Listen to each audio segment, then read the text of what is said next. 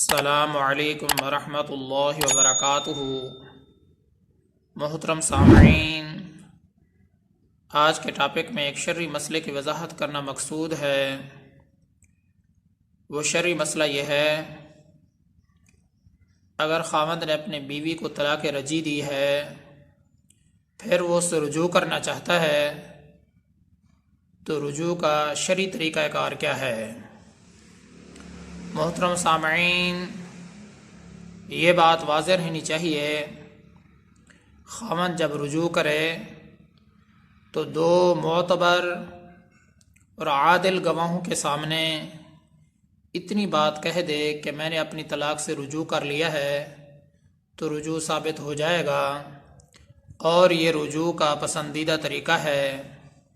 لیکن یاد رہے، یہ رجوع کا پسندیدہ طریقہ تو ہے، لیکن رجوع کے لیے لازمی شرط نہیں ہے۔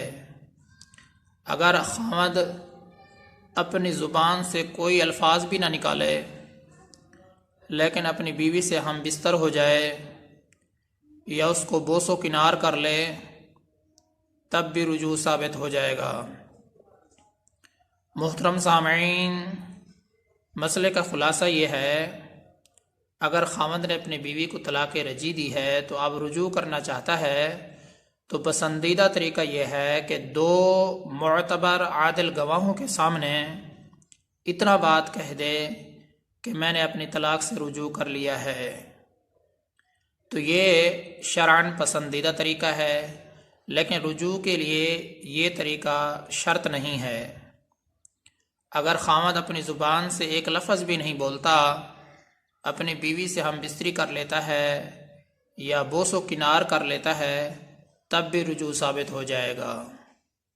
اللہ تبارک و تعالیٰ سے دعا ہے کہ اللہ تعالیٰ مجھے بھی اور تمام مسلمانوں کو صحیح معنی میں ہدایت عطا فرمائے۔